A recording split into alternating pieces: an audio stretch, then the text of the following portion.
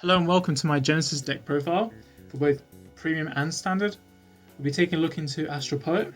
For the starter, we play Power of New Star, or you can play any other V starter, really. It doesn't really matter which one. Take your preference. Then running 4 heal triggers. This is for both Premium and Standard. So this list is a bit different to the ones you may have seen.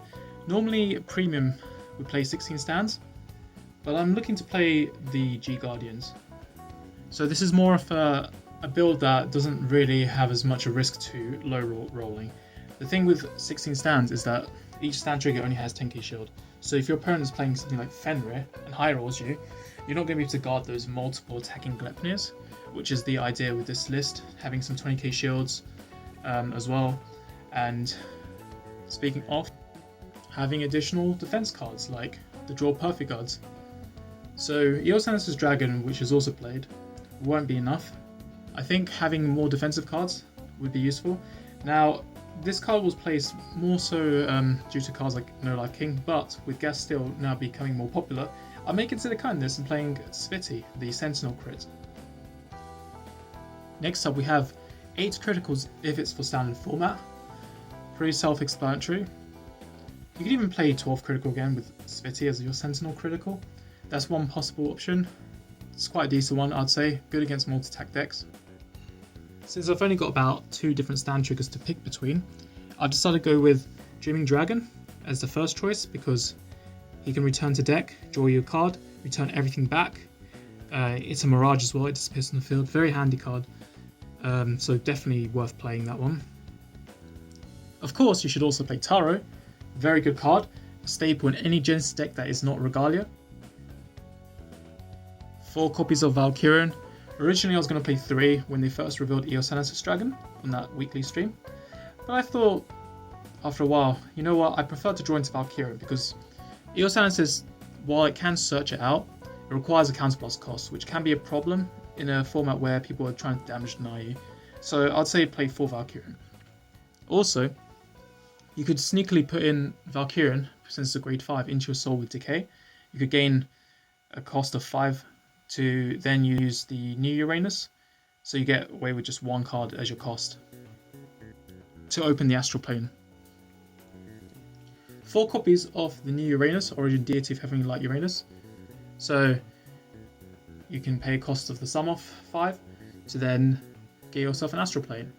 Very good. You can call 2 Astral Poets as well.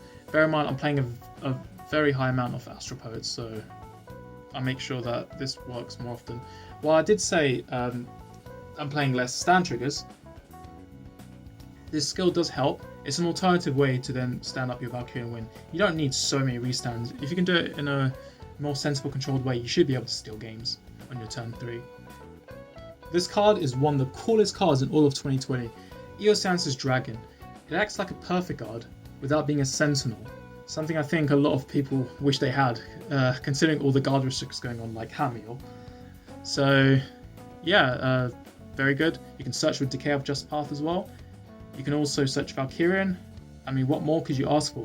The perfect card to fix a deck, to basically try and take away some of its various weaknesses, while also being searchable. Very nice.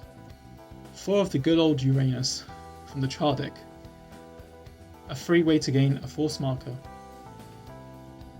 So not only is it a decent on place, it's obviously an Astral Poet, so you can use as a cost for the new Uranus, or to discard for your Perfect Guard with Eos Dragon skill.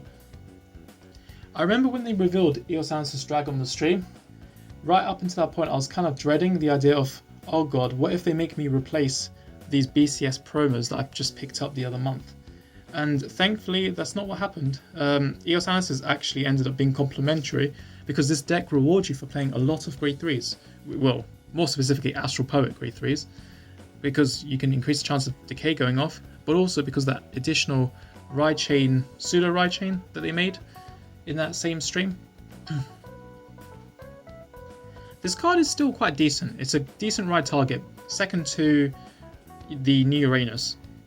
And of course, it's another Astral Poet you can rest for the New Uranus skill, or you can then drop for your Perfect Guard off of Eos Dragon.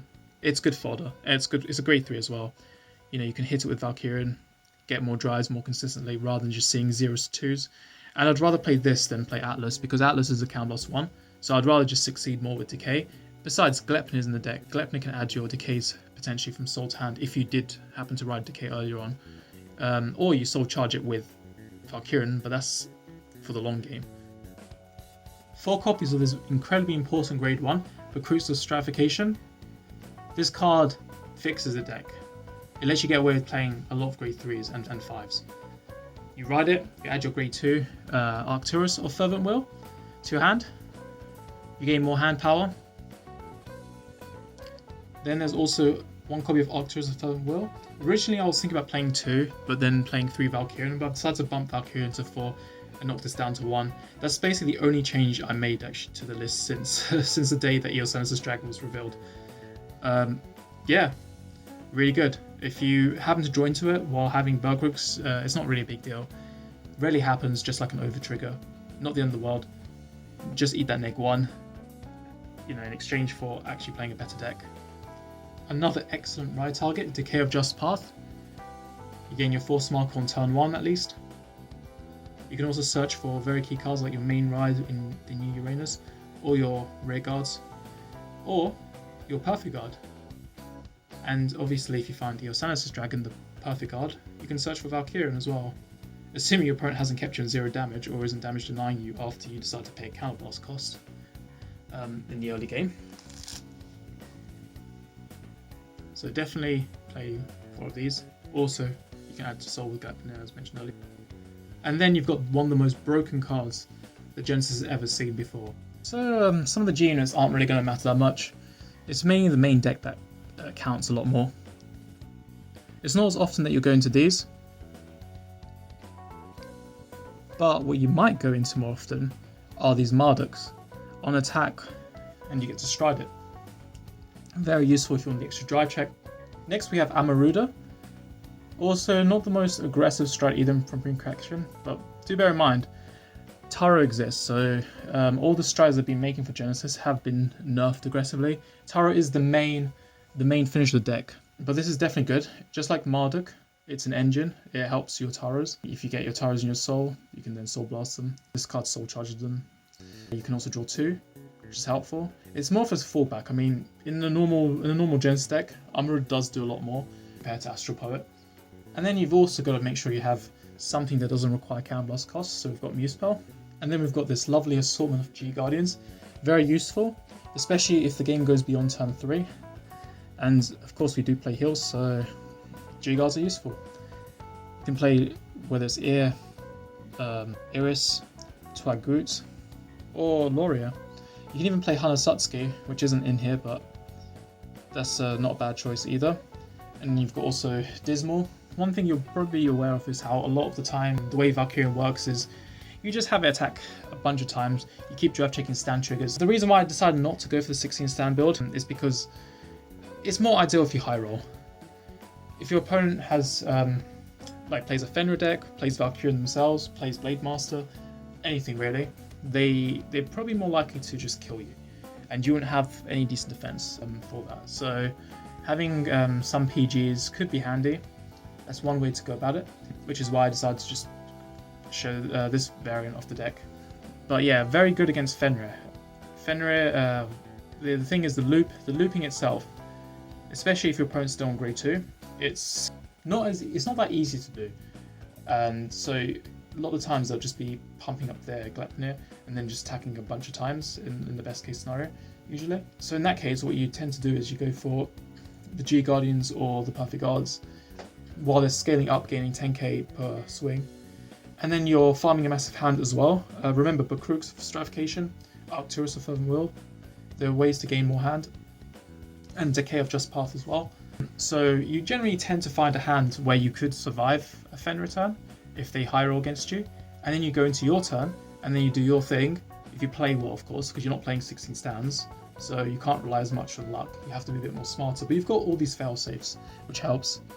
And we've also got the new over trigger for Ket's Sanctuary coming out, so you could always consider popping this in if you want extra shots at drive checks.